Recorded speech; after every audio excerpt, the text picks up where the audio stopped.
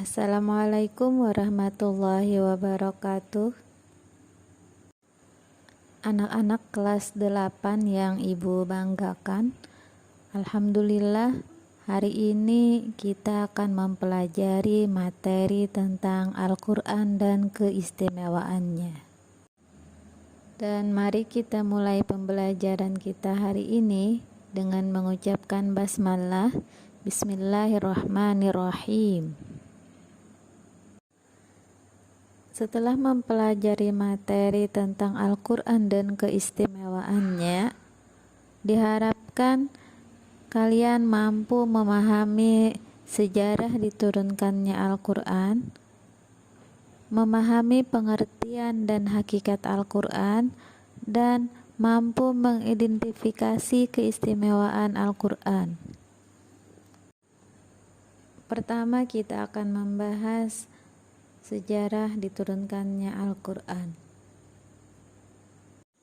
Al-Quran diturunkan Allah Subhanahu wa Ta'ala kepada Nabi Muhammad Sallallahu Alaihi Wasallam dalam jangka waktu 23 tahun melalui perantaraan malaikat Jibril secara berangsur-angsur.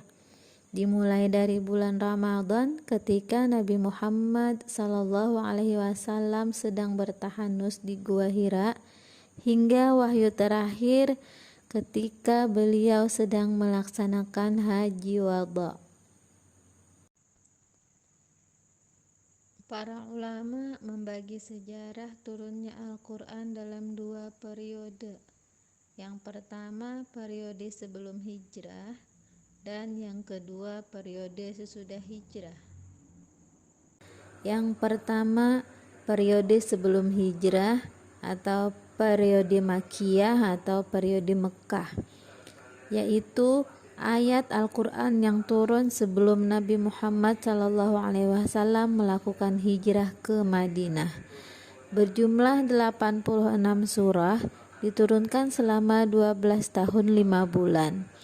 Wahyu yang pertama kali diturunkan pada tanggal 17 Ramadan tahun 610 Masehi di Gua Hira saat Nabi Muhammad sedang bertahanus, yaitu surah Al-Alaq ayat 1 sampai dengan 5. Periode kedua yaitu periode sesudah hijrah atau disebut dengan periode Madaniyah atau periode Madinah, yaitu ayat Al-Quran yang turun sesudah Nabi Muhammad SAW melakukan hijrah ke Madinah.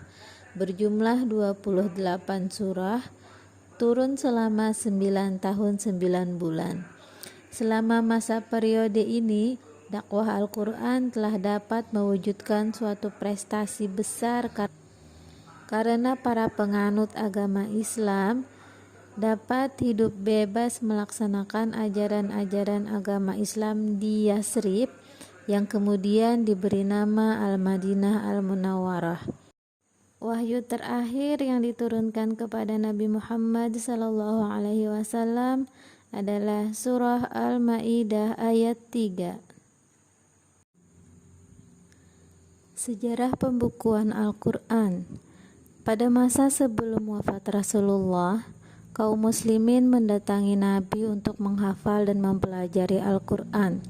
Dan setelah Rasulullah wafat, Khalifah memerintahkan kepada sekelompok qurra di bawah pimpinan Zaid bin Sabit untuk menghimpun Al-Quran dari papan-papan, pelepah-pelepah kurma, dan kulit-kulit domba yang ada di rumah Rasulullah.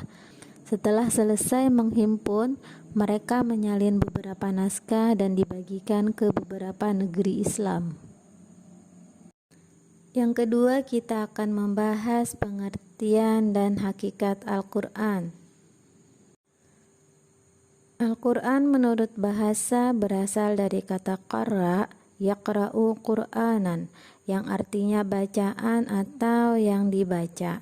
Sedangkan menurut istilah, Al-Quran adalah kalam Allah yang diturunkan kepada Nabi Muhammad SAW sebagai mukjizat dan bagi yang membacanya merupakan ibadah.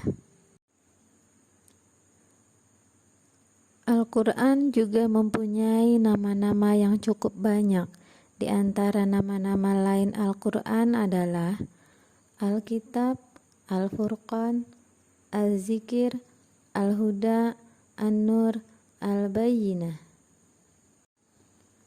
Nama lain dari Al-Quran yang pertama adalah Al-Kitab. Al-Kitab berarti kitab atau buku. Nama ini diambil dari firman Allah Subhanahu wa Ta'ala dalam surah Al-Baqarah ayat 2 yang berbunyi Bismillahirrahmanirrahim. Dzalikal kitabu la raiba fihi hudal lil muttaqin. Artinya, kitab Al-Quran ini tidak ada keraguan padanya, petunjuk bagi mereka yang bertakwa. Quran surah Al-Baqarah ayat 2. Nama lain dari Al-Quran yang selanjutnya adalah Al-Furqan. Al-Furqan berarti pembeda. Maksudnya, Al-Quran menerangkan secara jelas mana yang benar dan yang salah.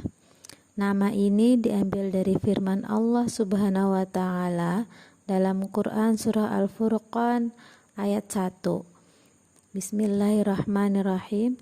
Tabarakalladzi nazzalal furqana ala 'abdihi liyakuna lil 'alamina nadhira. Artinya, Maha suci Allah yang telah menurunkan Al-Furqan atau Al-Quran kepada hambanya agar dia menjadi pemberi peringatan kepada seluruh alam. Maksudnya jin dan manusia. Quran surah Al-Furqan ayat 1. Nama Al-Quran selanjutnya Az-Zikir. Az-Zikir berarti peringatan. Al-Quran dikatakan Az-Zikir karena banyak ayat-ayatnya yang berisi peringatan kepada manusia. Nama ini diambil dari firman Allah dalam surah Al-Hijr ayat 9 yang berbunyi Bismillahirrahmanirrahim. Inna nahnu nazzalna dzikra wa inna lahu lahafizun. Artinya, sesungguhnya kamilah yang menurunkan Al-Quran dan sesungguhnya kami benar-benar memeliharanya. Quran surah Al-Hijr ayat 9. Nama lain dari Al-Quran selanjutnya adalah Al-Huda. Al-Huda berarti petunjuk. Al-Quran dikatakan Al-Huda karena ayat-ayatnya berisi petunjuk-petunjuk bagi manusia. Nama Al-Huda diambil dari firman Allah Surah Al-Baqarah ayat 185 yang berbunyi Bismillahirrahmanirrahim. Syahrul Ramadhan alladzi unzila fihi al-Qur'an hudal linnas wa bayyinatin minal huda wal furqan. Artinya bulan Ramadan, bulan yang di dalamnya diturunkan permulaan Al-Quran sebagai petunjuk bagi manusia dan penjelasan-penjelasan mengenai petunjuk itu dan pembeda antara yang hak dan yang batil. Quran surah Al-Baqarah ayat 185. Nama lain dari Al-Quran selanjutnya adalah An-Nur. An-Nur berarti cahaya. Al-Quran dikatakan An-Nur karena petunjuk-petunjuknya berdasarkan firman Allah dalam Quran surah An-Nur ayat 40 yang berbunyi Bismillahirrahmanirrahim. Wa man lam yaj'alillahi lahu nuran fama lahu min nur.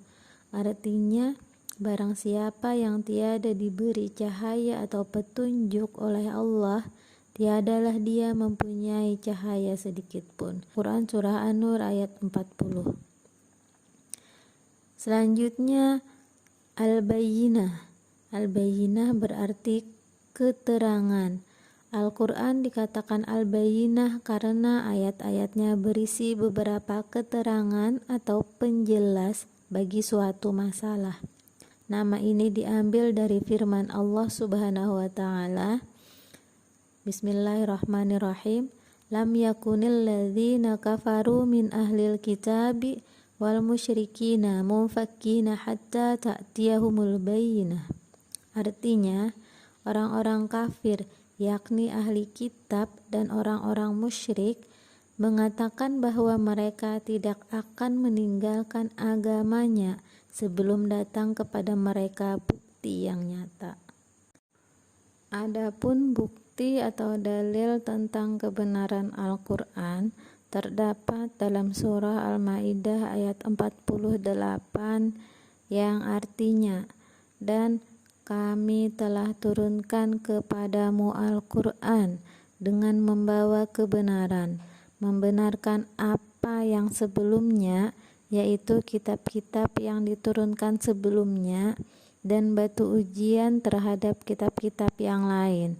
Maka putuskanlah perkara mereka menurut apa yang Allah turunkan, dan janganlah kamu mengikuti hawa nafsu mereka dengan meninggalkan kebenaran yang telah datang kepadamu. Untuk tiap-tiap umat di antara kamu, kami berikan aturan dan jalan yang terang. Sekiranya Allah menghendaki, niscaya kamu dijadikannya satu umat saja, tetapi Allah hendak menguji kamu terhadap pemberiannya kepadamu. Maka berlomba-lombalah berbuat kebajikan, hanya kepada Allah lah kembali kamu semuanya. Lalu diberitahukannya kepadamu apa yang telah kamu perselisihkan itu. Quran Surah Al-Maidah ayat 48. Selanjutnya kita akan membahas tentang keistimewaan Al-Quran. Allah Subhanahu wa Ta'ala berfirman dalam Quran Surah Al-Maidah ayat 48. Bismillahirrahmanirrahim. Wa anzalna ilaikal kitaba bil haqqi musaddiqan lima baina yadayhi minal kitabi wa muhaiminan alaihi. Artinya, dan kami telah turunkan kepadamu Al-Quran dengan membawa kebenaran, membenarkan apa yang sebelumnya, yaitu kitab-kitab yang diturunkan sebelumnya, dan batu ujian terhadap kitab-kitab yang lain. Quran Surah Al-Maidah ayat 48. Ayat tersebut menjelaskan kedudukan Al-Quran terhadap kitab-kitab lain, yaitu: 1. Membenarkan isi kitab sebelumnya, yaitu Taurat, Zabur, dan Injil. Dan yang kedua, menjadi batu ujian. Maksudnya, apabila yang tersebut di dalam kitab-kitab yang terdahulu sesuai dengan Al-Quran, itu adalah benar. Sebaliknya, di dalam kitab-kitab yang terdahulu tidak sesuai dengan isi Al-Quran, maka itu salah. Sebagai kitab suci yang menyempurnakan kitab terdahulu, Al-Quran berisi petunjuk secara lengkap sesuai dengan perkembangan zaman. Ajaran yang terkandung dalam Al-Quran sebagian besar meliputi tentang akidah, ibadah, muamalah, akhlak karimah, tarikh, dan syariat. Ajaran yang terkandung dalam Al-Quran yang pertama adalah akidah, yakni mengajarkan kepercayaan kepada Allah Subhanahu wa Ta'ala, malaikat-malaikat, kitab-kitab, rasul-rasul, hari akhir, dan takdir. Keenam perkara ini disebut dengan rukun iman. Yang kedua, ibadah, yakni mengajarkan cara-cara beribadah kepada Allah Subhanahu wa Ta'ala. Muamalah, Al-Quran mengajarkan hubungan antara manusia, baik dalam keluarga, tetangga, maupun masyarakat. Yang keempat, ajaran yang terkandung dalam Al-Quran adalah akhlak karimah, yaitu budi pekerti yang mulia, baik dengan anggota keluarga, masyarakat, dan masyarakat secara luas, maupun dengan Allah Subhanahu wa Ta'ala sebagai pencipta. Selanjutnya, tarikh. Al-Quran menceritakan sejarah umat terdahulu untuk diambil pelajaran bagi manusia sesudahnya. Yang keenam, syariat. Al-Quran mengajarkan tentang peraturan perundang-undangan secara menyeluruh yang berkaitan dengan ibadah, akidah, dan muamalah. Hikmah diturunkannya Al-Quran adalah untuk menuntun manusia ke jalan yang benar agar selamat hidup di dunia dan di akhirat. Jadi, dapat kita simpulkan materi tentang Al-Quran dan keistimewaannya adalah sebagai berikut. Yang pertama, Al-Quran diturunkan Allah Subhanahu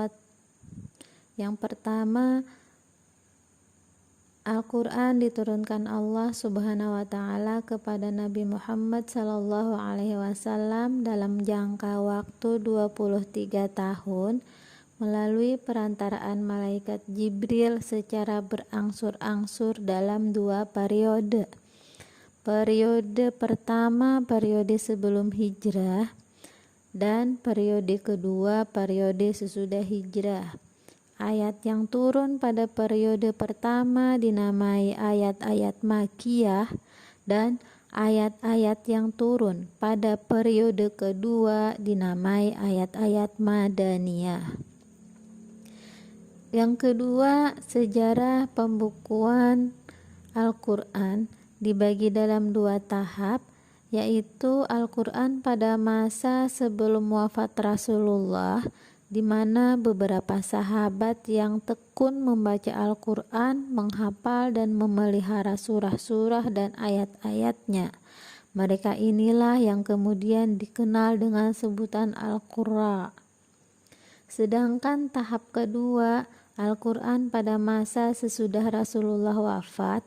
Pada masa ini sudah dimulai upaya untuk menulis dan membukukan ayat-ayat Al-Quran menjadi sebuah mushaf. Al-Quran menurut bahasa berasal dari qara yaqra'u Qur'anan, artinya bacaan atau yang dibaca. Adapun menurut istilah, Al-Quran adalah kalam Allah yang diturunkan kepada Nabi Muhammad sallallahu alaihi wasallam sebagai mukjizatnya dan bagi yang membacanya merupakan ibadah. Al-Quran berisi petunjuk secara lengkap sesuai dengan perkembangan zaman. Ajaran yang terkandung dalam Al-Quran sebagian besar meliputi akidah, ibadah, muamalah, akhlak karimah, tarikh, dan syariat. Al-Quran dikatakan sebagai penyempurna karena memiliki kelebihan dari kitab-kitab suci sebelumnya. Kelebihan kitab suci Al-Quran daripada kitab suci yang lain adalah dari segi keaslian Al-Quran, segi isi kandungan Al-Quran, segi susunan bahasanya, dan segi misi yang diemban. Yang terakhir, hikmah diturunkan Al-Quran adalah untuk menuntun manusia ke jalan yang benar agar selamat hidup di dunia dan di akhirat.